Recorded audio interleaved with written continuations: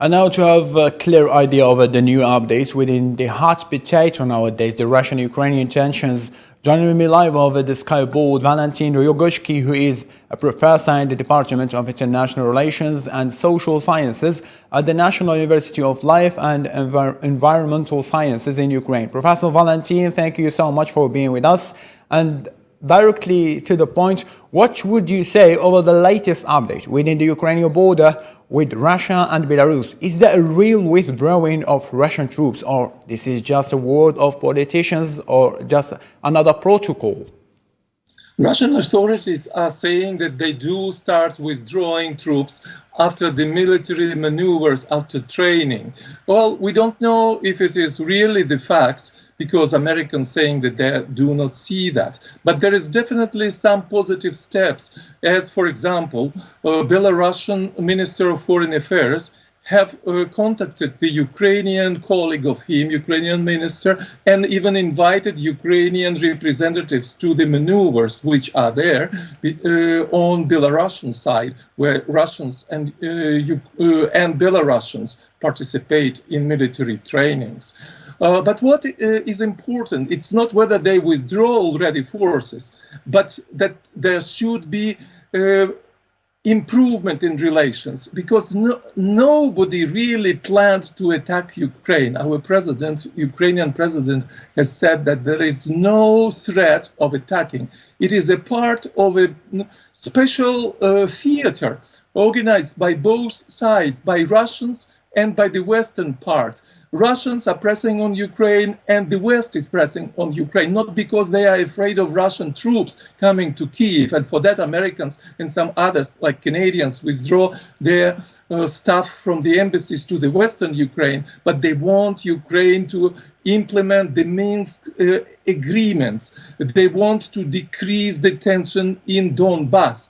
And this is a kind of joint efforts, what they use in order to press Ukrainian authorities into implementing these agreements between Russians and the West. Definitely, there is understanding that they want to have this. More than that, I think that Mr. Biden, as well as Ukrainian President Zelensky, may get a Nobel Peace Prize for avoiding military escalation, for avoiding war, and for resolving long-standing problems in the east of Ukraine, when the eastern part of Ukraine... Mr. Valentin, I beg your pardon, and I'm sorry to cut your train of thoughts, but what is your stand regarding the Russian security concerns, especially the ones related to NATO's expansion eastward? Well, Russia was going back and back, making concessions to the West for the last more than 30 years.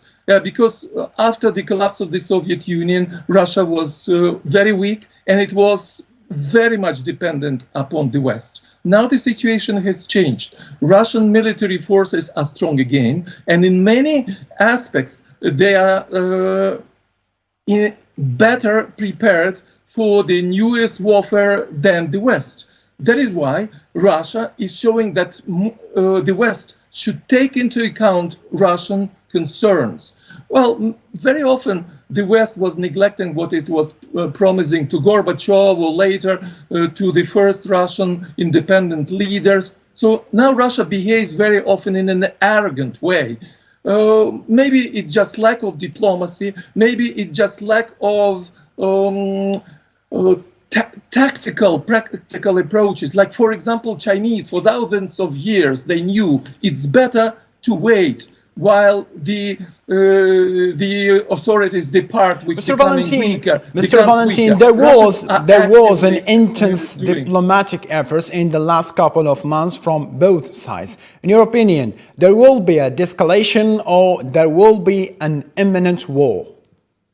Personally, I am absolutely sure that there will be de-escalation soon, maybe after a couple of rounds of new escalations, because in order to get Nobel Prize for peace, it's necessary to show how great was the threat. And also, I'm sure that the war was not planned and it cannot happen for many reasons. Russia cannot afford to attack Ukraine. It would be a repetition of the 1990 situation in Iraq, when Iraqi president was caught into a trap by attacking Kuwait. Russians can be criticized for many drawbacks in their political system, in their activities, but not for being stupid. They will not do that.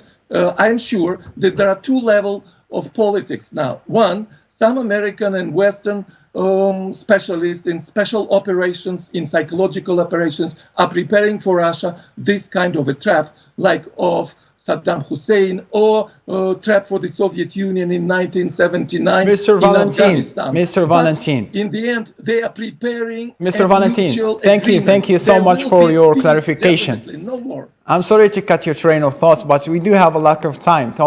So thank you so much. Appreciate it.